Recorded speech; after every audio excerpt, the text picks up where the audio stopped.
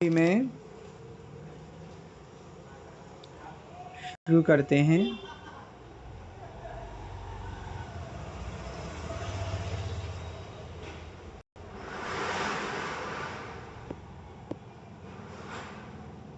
जैसे हम सभी एक दूसरे से नमस्कार करते, जय जिनेंद्र करते हैं। समूह में बहुत सारे लोग रहते, तो जैसे हमको सबको करना है तो हम उसके लिए बोल सकते हैं सर्वेशाम नमस्कारः, सर्वेशाम नमो नमः, सर्वेशाम जय जिनेंद्र, सभी के लिए।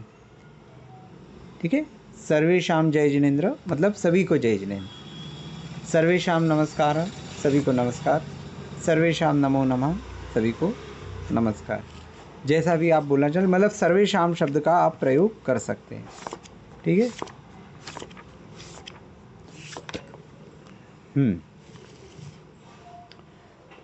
सूत्र क्रमांक 104।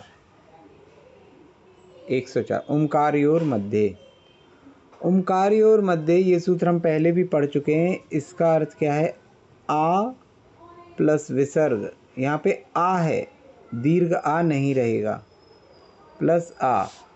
दो आकार के बीच में विसर्ग हो तो विसर्ग को ऊ होएगा, और आ और ऊ मिलकर ये दोनों से मिलके उवर्णे ओ से ओ हो जाएगा, और इस आ का लोप और यहाँ अवग्रह का चिन्ह आ जाएगा। तो फाइनली क्या हो जाएगा कि आ धन विसर्ग धन आ, दैट इज ये इक्वल टू ओ और खंडाकार, ये आएगा। ओ के साथ खंडाकार। ये नियम हम पहले पढ़ चुके हैं। इसके उदाहरण देख लेते हैं। नियम समझ में आ गया?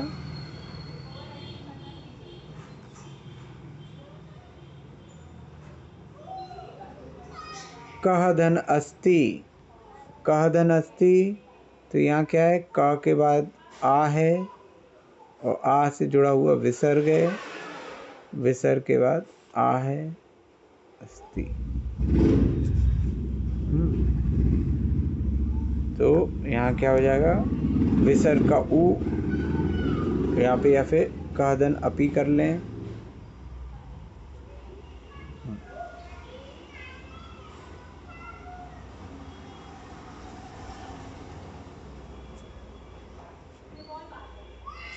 तो ये क्या हो जाएगा? इन दोनों का हो जाएगा ओ, और ये आ हो जाएगा खंडाकार, ये हो जाएगा ओपी। ठीक है, ओपी। दो आकार के बीच में विसर्ग हो तो विसर्ग का ऊ और आ और ऊ मिलके ओ, और दूसरे आकार को खंडाकार कर देंगे तो उसका लोप। ठीक है, क्लियर है ये वाला सूत्र? इस सूत्र में कोई प्रश्न है किसी को? ठीक है। फिर इसके पश्चात सूत्र आया था कि अघोषवतोश्च। सूत्र क्रमांक 105। 105 नंबर के सूत्र में क्या कहा था कि अभी भी लेफ्ट हैंड साइड में आ प्लस विसर्ग है। फिर इसके बाद यदि घोष है, घोष है, घोष क्या थे हमारे? तीसरा चौथा पांचवा वर्ण है ना, तीसरा चौथा और पांचवा वर्ण। और क्या था घोष की परिभाषा में? यारा लावा और हा। या रा ला वा और हा, है ना। तो कितने घोष हो गए थे? कुल 20 घोष हो गए थे। तो आ के बाद विसर्ग, और विसर्ग के बाद घोष। ठीक है, ऐसी स्थिति बनती है तो विसर्ग के स्थान पे ऊ, और आ और ऊ मिलके हो जाएगा ओ। ठीक है, और घोष जो है वो एज इट इज रहेगा। तो इसका उत्तर क्या हो गया? O plus Ghosh. घोष जैसा है वो वैसा ही रहेगा। ठीक है, तो जैसे हमने कहा रामः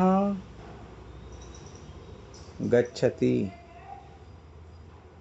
रामः गच्छति, तो यहाँ क्या हो जाएगा, रामः गच्छति, तो यहाँ पे राम धन आ धन विसर्ग धन गच्छति, तो गच्छति का गा है यहाँ, और यहाँ ये विसर्ग का हुआ ऊ, और आ और ऊ मिलके हो गया ओ, और ये गच्छति का घोष था ये, तो ये वैसे ही रहेगा। तो ये क्या हो जाएगा, रामो गच्छति। ये जिसमें संधि नहीं होगी, संधि किसकी, तो रामो और गच्छति अलग अलग लिखी जाएंगे। हाँ, रामो और गच्छति अलग अलग लिखे रहेंगे।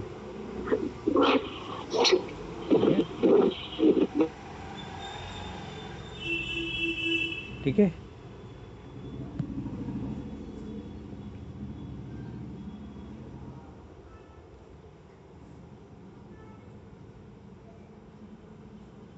नमः नमः, नमः नमः, बार बार नमस्कार है। तो अब ये क्या हो गया, यहाँ नम, नम के बाद आ के बाद विसर्ग, फिर नमः लिखा है, तो नमः का ये ना क्या है, ना घोष है।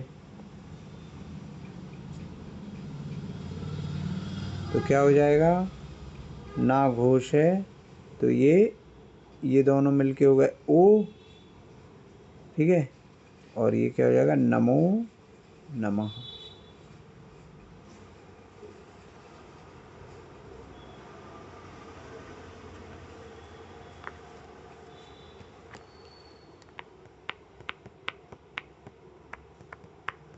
ठीक है,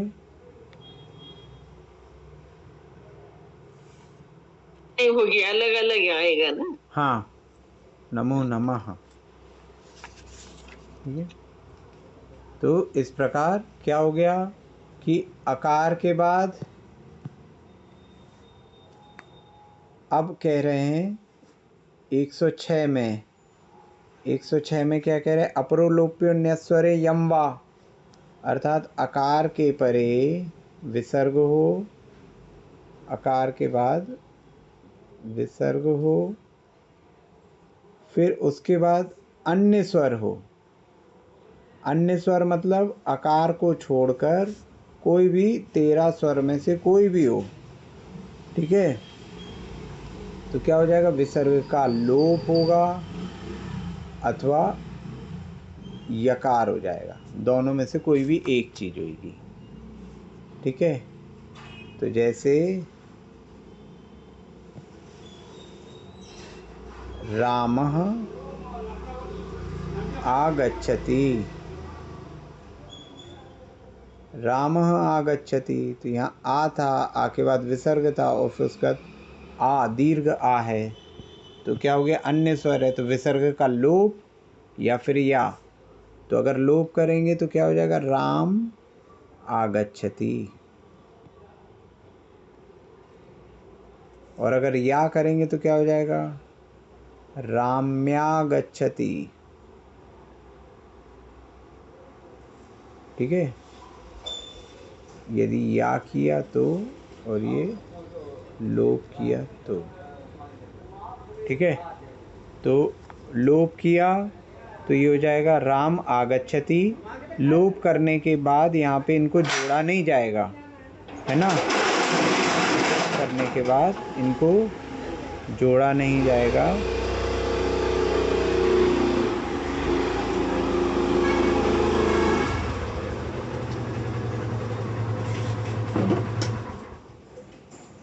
फिर इसके बाद यहाँ पे रामः आगच्छति, लोप कर दिया, लोप करने के बाद, हाँ हाँ जी,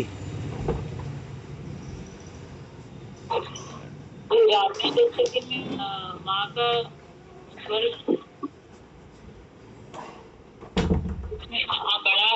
sorry sorry sorry sorry sorry sorry sorry, Ram या गच्छति, राम या गच्छति। ठीक है, राम या गच्छति होगा यहाँ पे। ठीक है, यहाँ हो गया राम आगच्छति, राम आगच्छति, और यहाँ हो जाएगा विसर्ग के स्थान पे या हुआ तो राम ऐसा ही रहेगा और या जुड़ जाएगा आगे वाले में तो या गच्छति। ठीक है, ये हो गया राम या गच्छति, ये जुड़ जाएगा। यदि या करा आपने तो ये पूरा एक शब्द हो जाएगा राम या गच्छति। लेकिन अगर आप विसर्ग का लोप कर रहे हो तो आपके दोनों शब्द अलग अलग रहेंगे। यहाँ विसर्ग का अ होगा, या आगच्छति के आ से जुड़ेगा ना, या धन आगच्छति, हाँ है ना, तो या और आ जुड़ गया तो या गच्छति हो गया, तो राम या गच्छति। मैं क्या बोल रही, यहाँ राम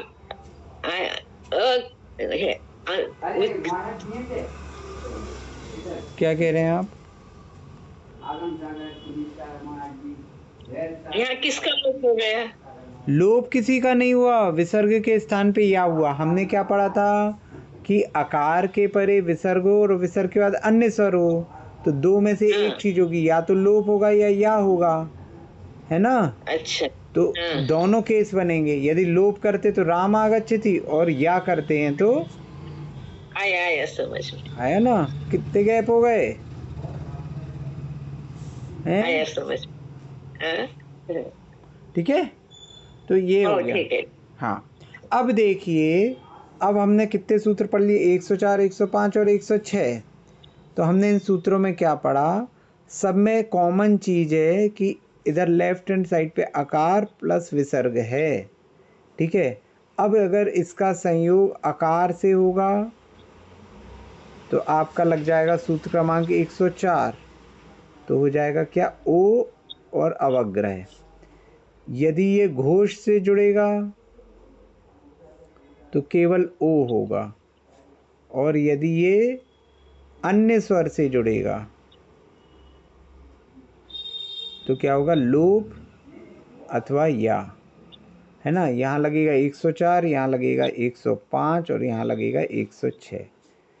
तीनों में आकार पहले है, आकार और विसर्ग पहले। तो ये आपका पूरा एक चार्ट हो गया कि आप तीनों सूत्र एक साथ देख सकते हो।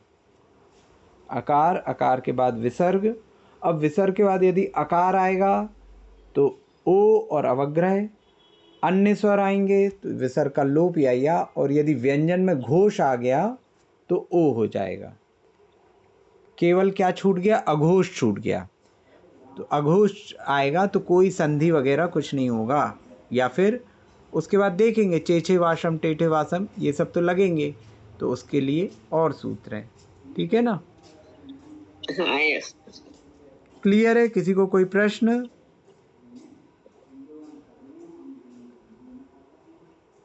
ठीक है, अब 107 नंबर का सूत्र है, न विसर्जनी लोपे पुनः संधि। अर्थात विसर्ग का अगर लोप होगा तो संधि नहीं होगी। फिर ये सूत्र क्या कह रहा है कि जैसे यहाँ देखो, यहाँ हमने क्या किया था? यहाँ विसर्ग का लोप किया था, राम आगच्छति। तो अब राम और आगच्छति, तो यहाँ पे दीर्घ संधि हो सकती थी, समान सवर्ण दीर्घी भवति परश्च लोपम, ये सूत्र लग सकता था। लेकिन अब संधि नहीं होगी। क्यों? क्योंकि इनके बीच में विसर्ग था और विसर्ग का लोप हुआ है। ठीक है, तो विसर्ग का लोप होने के बाद कोई संधि नहीं होगी वहां पर, उस स्थान पर। क्लियर है ये? नहीं, इसमें कौन सी संधि होती है आप पहले बता रहे हो, क्या था वो नहीं समझ पाई। जैसे डबल दीर्घ कौन सी आप बता रहे हैं?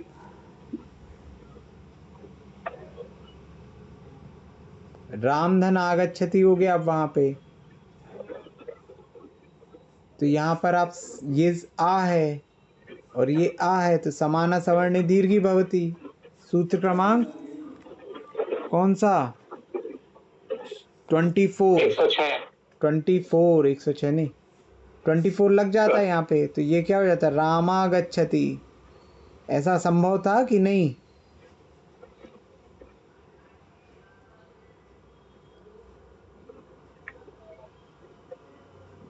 अवर्ण अवर्ण जुड़ के समान सवर्णे दीर्घी भवती, तो ये दीर्घ आ हो जाता, लेकिन ये नहीं होगा। क्यों नहीं होगा? क्योंकि यहाँ पे विसर्ग का लोप हुआ है। तो यहाँ पहले विसर्ग था, उसको अपन ने केवल छिपाया है। विसर्ग का लोप हो गया मतलब विसर्ग को अभी छिपा दिया है, तो कोई दूसरा काम नहीं होगा वहाँ पे। ठीक है, कि आप कोई अन्य सूत्र लगा दो उसके आगे, तो वहाँ पे विसर्ग लिखा बस नहीं जाएगा, बाकी आप कोई दूसरा सूत्र नहीं लगाएंगे उसके आगे। ये कहने का तात्पर्य, यदि आप विसर्ग का लोप कर रहे हैं तो लोप करने के बाद जो स्थिति बनी है उसको वैसे ही लिख दीजिए, अब उसमें कोई सूत्र नहीं लगेगा। ठीक है, समझ में आई बात? भैया इसको हाँ। भैया इसको अलग अलग लिखना पड़ेगा ना, राम अगच्छति वैसे साथ नहीं लिख सकते? नहीं, राम आगच्छति एक साथ नहीं लिखेंगे, ये सिंगल वर्ड नहीं है। राम आगच्छति ऐसे ही लिखा जाएगा, राम आगच्छति। आप आ इधर नहीं जोड़ेंगे। ठीक है भैया। क्यों? क्योंकि यहाँ विसर्ग है, आपने उसको छुपाया बस है, तो उसका स्थान तो रहेगा। ठीक है, केवल वो उच्चारण की दृष्टि से आप विसर्ग का उच्चारण नहीं करेंगे, लेकिन उसका स्थान है, स्थान है। जैसे सीट पे रुमाल रख के चला जाता ना कोई पानी पीने, तो क्या करते, उसकी सीट पे कोई नहीं बैठता, वो जगह खाली रहती है। तो ऐसे ही विसर्ग वहाँ से चला गया है, लेकिन उसकी जगह खाली है, आप वहाँ पे इसको खिसकाओगे नहीं, आगच्छति को। ठीक है, समझ में आई बात? जी भैया। हाँ, अब 108 सूत्र क्या कह रहा है? 108 सूत्र कह रहा है आभोभ्यामेव मेव स्वरे।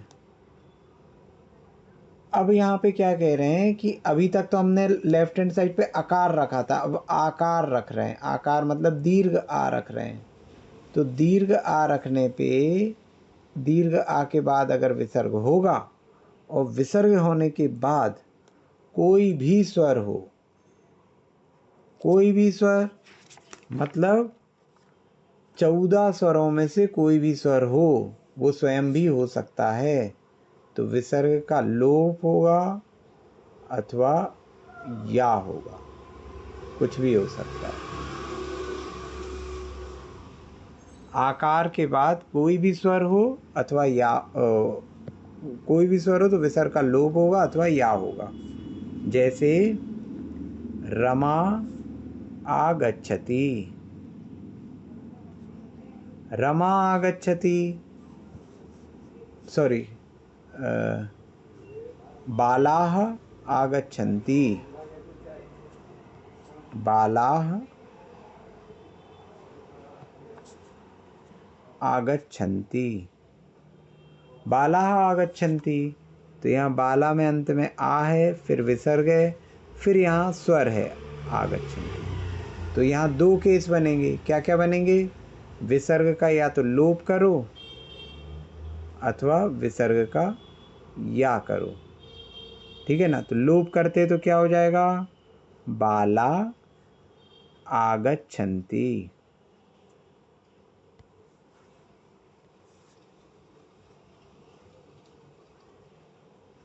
बाला आगच्छन्ति।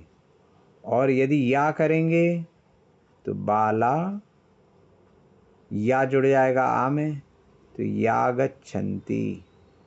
अब आप ये देखोगे कि यहाँ विसर्ग का लोप हुआ, वहाँ तो अलग अलग रहे दोनों, और जहाँ हमने उसके स्थान पे या कर दिया तो वहाँ पर क्या हो गया? ये जुड़ गए। क्यों जुड़ गए? क्योंकि देखो क्या हुआ कि लोप का अर्थ क्या है कि वो उठ के चला गया लेकिन अपनी सीट नहीं छोड़ी, तो इसीलिए उसकी सीट खाली है। और या करने का मतलब क्या? वो अपनी सीट में किसको बिठाल गया? या को बिठाल गया, तो सीट भरी है। आप सीट पे रुमाल रख के गए तो सीट खाली रहेगी, कोई नहीं बैठेगा वहाँ पे, लेकिन आप किसी और को बिठाल गए, तुम हमारी सीट पे बैठो, हम आ रहे हैं, तो विसर्ग गया, विसर्ग ने या को कहा तुम बैठो, तो या बैठ गया उस जगह पे, तो सीट खाली नहीं रहेगी, कंटिन्यू में हो जाएगा। ये पूज्य उपाध्याय का, इसको कैसे करेंगे संधि? हैं? पूज्य उपाध्याय का, पूज्य उपाध्याय का, पूज्या में विसर्ग है, फिर उपाध्याय का अन्य स्वर हो गया, स्वर हो गया, तो विसर्ग का लोप हो जाएगा। तो पूज्य उपाध्याय का हो गया, और अगर यकार करना है तब? पूज्या युपाध्याय का, याऊ में जुड़ जाएगा युपाध्याय का। हाँ ठीक है भैया जी इसमें हाँ भोका भी होगा है, भोका भोका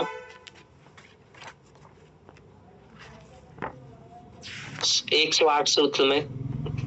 अच्छा भो शब्द का, हाँ हाँ इसमें एक तो हो गया ये आपका कि आकार परे हो, फिर इसी सूत्र में क्या कह रहे हैं आगे कि यदि भो हो, ठीक है, भो शब्द के परे अगर विसर्ग होगा, ठीक है, और विसर्ग के बाद भो शब्द के परे विसर्ग हो, विसर्ग के बाद अगर स्वर होगा तो भो शब्द भो के विसर्ग का लोप अथवा यकार यहाँ भी हो जाएगा। तो जैसे उन्होंने कहा भो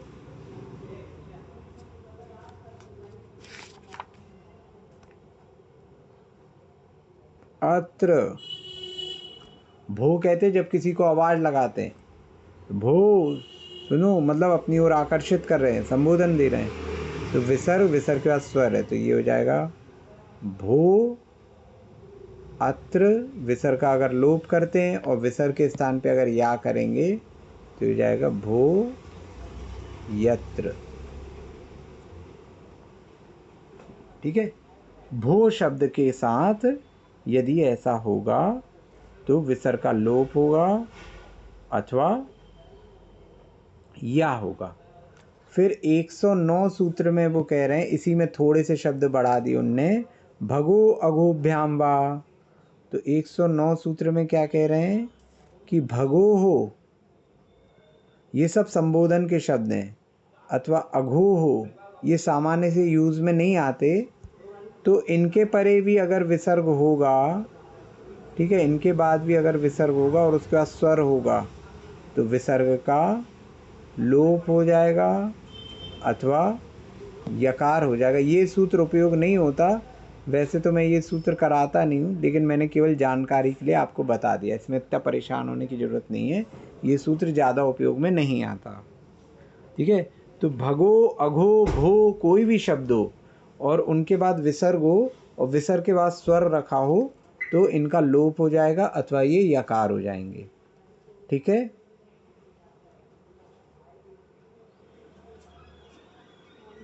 क्लियर है ये? अब 110 नंबर का सूत्र, ये 109 नंबर का सूत्र आपको करने की आवश्यकता नहीं है, ठीक है। 110 नंबर का सूत्र जो बहुतायत प्रयोग होता है, इसमें क्या कह रहे हैं, घोषवती लोपम, तो आकार के बाद यदि घोष विसर्ग हो और विसर्ग के बाद घोष हो तो विसर्ग का लोप हो जाएगा। यहाँ लोप अकेले होगा, या वगैरह नहीं होगा, ठीक है। विसर्ग का केवल लोप होगा, आकार के बाद विसर्ग और विसर्ग के बाद अगर घोष है तो क्या हो जाएगा, विसर्ग का लोप हो जाएगा, ठीक है। इसके उदाहरण देख लेते हैं। उदाहरण क्या है इसका, पहले तो ये फॉर्मूला नोट कर लीजिए। यहाँ आकार के अलावा दो शब्द और हैं, भो भगो अघो, ये सभी शब्द आ गए यहाँ पे, भो भगो और अघो, ये कोई भी शब्द हो। तो अभी तो आप आकार का ध्यान दीजिए क्योंकि वो ही बहुतायत प्रयोग में आता है। पहले क्या है, हम लेवल 1 को कंप्लीट कर लें। लेवल 1 मतलब हमको मूल रूप से जो बहुतायत प्रयोग में आने वाली संधियां हैं, अगर उनका प्रयोग हमको समझ में आ जाए तो उसके बाद फिर हम थोड़ा सा अपना लेवल चेंज करके सेकंड लेवल में जाएंगे तो हमको थोड़ा इजी पड़ेगा, और एक साथ हम सारी चीज़ें समझने की कोशिश करेंगे तो टफ पड़ेगा। इसीलिए अभी आप केवल यही रहने दें, भू आकार, आकार के परे विसर्ग और विसर्ग के बाद घोष। तो विसर्ग का लोप होगा, यहाँ पे या वाली कोई कंडीशन नहीं है। जैसे हमने कहा देवाः, देवाः गच्छन्ति, देवाः गच्छन्ति अर्थात देव जाते हैं। तो यहाँ क्या हो जाएगा, आकार, आकार के बाद विसर्ग और विसर्ग के बाद गा है। गा क्या है, घोष है, क्योंकि ये तृतीय वर्ण है कवर्ग का, तो विसर्ग का लोप होगा, तो देवा गच्छन्ति। कई बार पुस्तकों में ये लिखा रहता है और किसी को लगता है यहाँ पे विसर्ग लगना छूट गया, मिसप्रिंट हो गई। ये मिसप्रिंट नहीं है, ये विसर्ग का लोप हुआ है। ठीक है, समझ में आ रहा है? जी भैया। बालकाः, बालकाः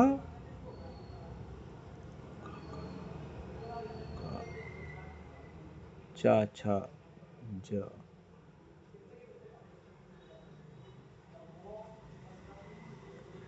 जयंती जीतते हैं, जयति जयता जयंती, बालका बालक जीतते हैं।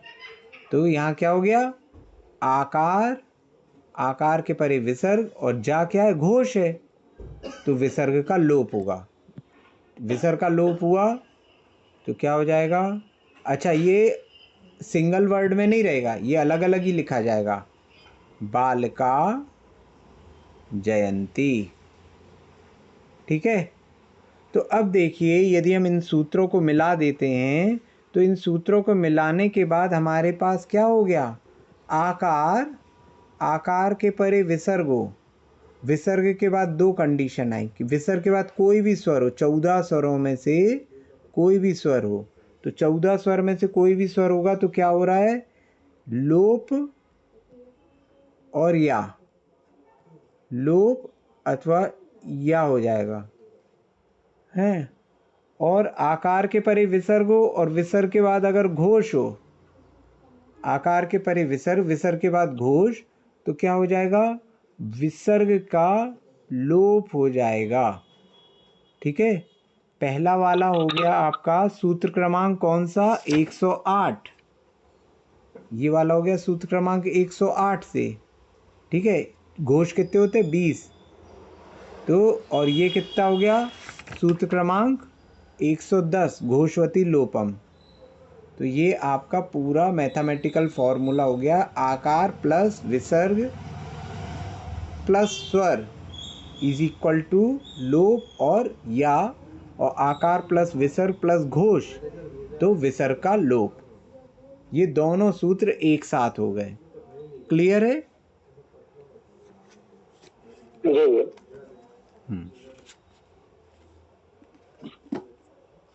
तो आप जैसे स्तोत्र पाठ आदि कोई भी पढ़ते हैं तो उसमें आप देखेंगे कि कई जगह पे जैसे आ लिखा होता है, आ के बाद विसर्ग होना था और फिर उसके बाद कोई स्वर लिखा है या घोष लिखा है तो वहाँ पर विसर्ग फिर नहीं लगता, विसर्ग नहीं लगता, तो इनमें से ही कोई एक सूत्र वहाँ पर लगा हुआ है। ठीक है,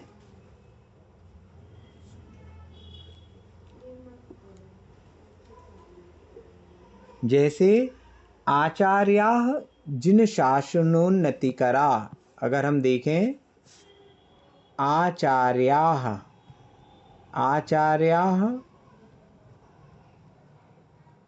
जिन, आचार्याः जिन, तो यहाँ क्या हो गया, यहाँ आकार है, आकार के बाद विसर्ग है, विसर्ग के बाद जा है, जा हो गया घोष, तो यहाँ पे विसर्ग का कर देंगे लोप।